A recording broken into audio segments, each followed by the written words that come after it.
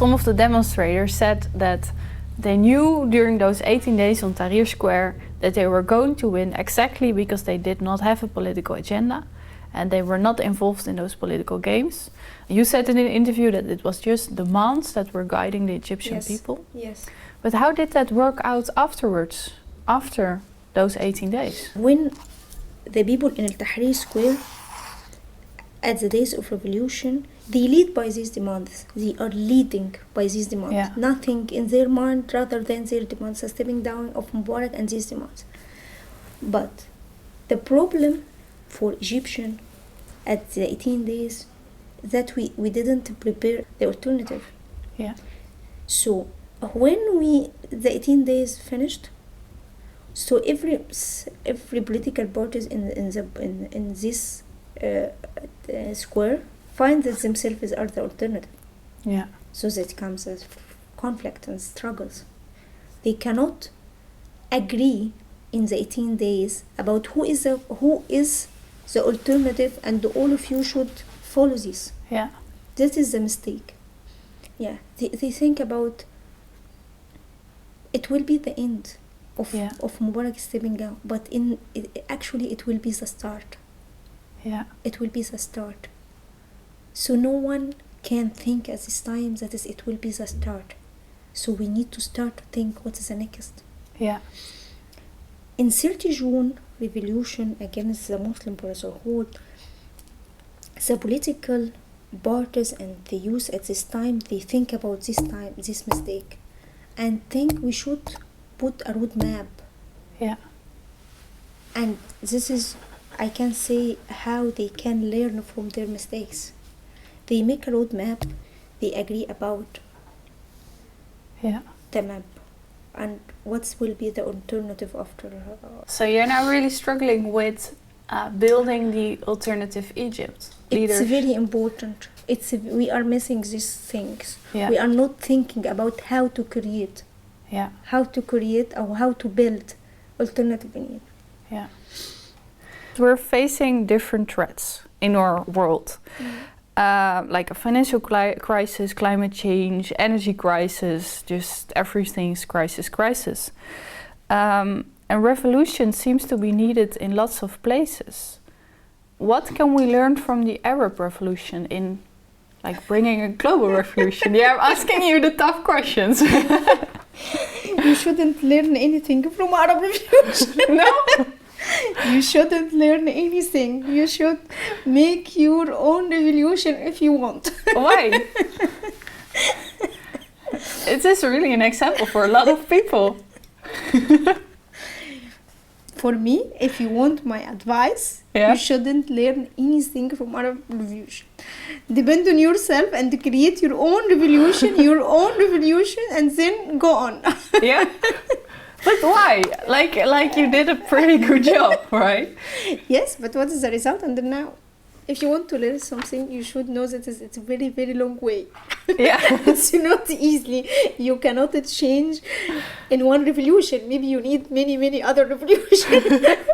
waves of revolution to achieve what you want in the end. So I think very long. It's not easy to make a real change in the society. Yeah. My own advice is you should learn what's the tool you are using. We need to think about another tool now. Yeah. The revolution cannot work forever. And the revolution is a tool. It's not a target. Yeah. It's a tool to achieve a change. But it's not a target to make a revolutionary every day. So I think now, and also as you said, now we have a different crisis around us, financial crisis and a lot of other security crisis in Egypt. So we need to know how we can change the tools now. So for the world, you should learn about the revolution cannot change easily. We need a plan. We need to have and to prepare alternative. But it's pretty dangerous what you do, right? Like you get arrested. It's not Yeah, maybe it's normal for you. No, but I get arrested in 2008 and 2010 under Mubarak regime, but I didn't arrested after that until now. So, and I traveled everywhere and I make a lot of interviews. No, so maybe yes, maybe there is risks in general in Egypt under some activists, but not all. But it's not for all activists. But I think for me, I don't feel any risk. No? No, because you said yesterday that they were threatening the admins of the pages. Yes, it's under Morsi regime. Yes, under Morsi regime. It's the first time to find that some admins of the pages against Muslim Brotherhood, like together against Muslim Brotherhood, they killing and target in the street. They were killing and targeting. Yes, it happened. But under every regime you have different risks. You have risks of killing under Morsi. You have risks of arrested under other regimes. We can change the risks under all regimes. Are the Egyptians just used to it then? Because yes, so we cannot find the risks after all. You're just laughing about it. You have killing, you have arresting. Yes. Wow. Now, you know that is the Egyptians have a very high sense of humor about everything in their daily life. So I think this is the way they help them to live. Yeah. This kind of humor they live. Yeah. I'm really interested in how you overcame fear. Because most people, like in 2008, they were too scared to protest the Mubarak regime. Mm-hmm. But what made you personally overcome that fear? I cannot say that as I overcome this fear. This fear, it's by normal, is inside everyone. You cannot overcome the fear, but you can say you have a fear, but you should do this. Yeah. You have a fear inside you, but you say that is I should do blah blah blah. But I know that there is a fear, but I should do it. Yeah. There is a risk, but it deserves what I believe in. It deserves that is I do this, and if there is a risk, I will take it. There is a lot of people sacrifice themselves, sacrifice their eyes, sacrifice a part of their body. So if you can see that I arrested for 18 days, it's nothing. Yeah. It's nothing, according to the others. I didn't pay anything.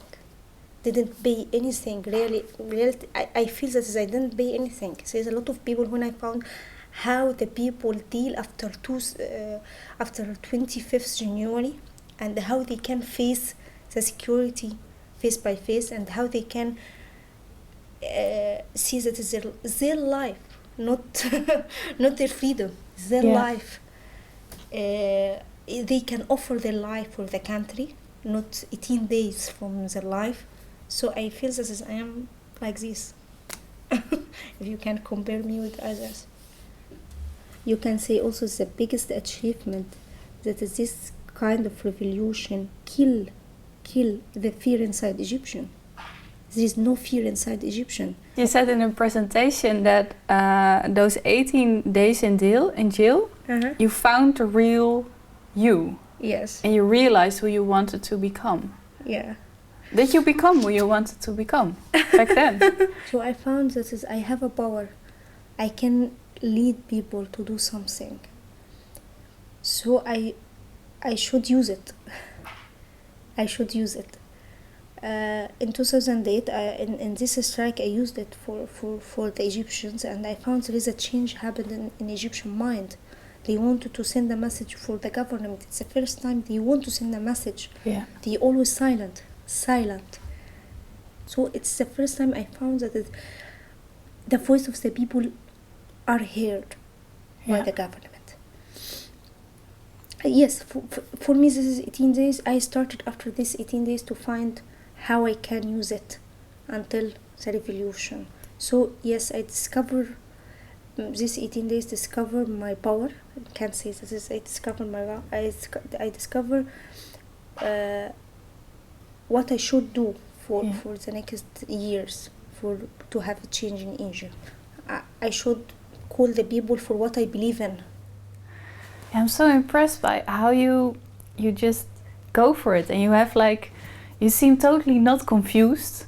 Yes. You just do you have any advice for me? Because this quest, I also started this quest because I was struggling to find my own contribution to this world. Like, what can I do? What is the thing that I want to contribute? But you should put your values and the principles and what you achieve here in the above of the page, if you can say, this is your life, and you should put your principles, your values, and your goals, what you want to achieve, and you should make here all the tools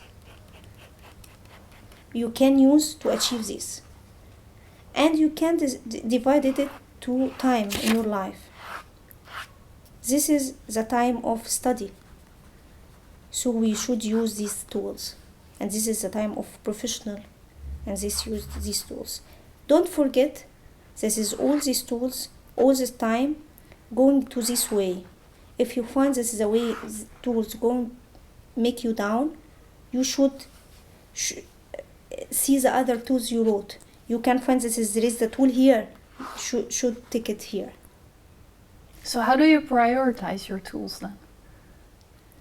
My tools, according to what to achieve at this time, what's my priorities at this time, and what is the threats outside me. Yeah. What's the threats outside me? So, and what affect me emotionally inside. This is the most important thing. You know that the SWOT analysis. Yeah. You know SWOT. You need to know what is the strength inside and what's the strength outside. What is the weakness inside and what is the weakness outside. And this is who control what's the tools you should use to achieve what you want. So what's your final message for young people around the world? I think the young people should keep strong in their struggle for freedom and for democracy and for human dignity and for social justice. Yeah. But my advice for all our generation is to know what perfect tools we should use according to the time. If you come to the street and mix the old tools, we find that as many people arrested. So we cannot achieve our agenda. So we need to think out of the box in the coming days and to know how we can achieve our demands with new tools. The future for you, for these young people, maybe it will late sometimes. Maybe they will wait for a long time, but I'm sure that they will achieve what they want if they insist on and they believe on in the end.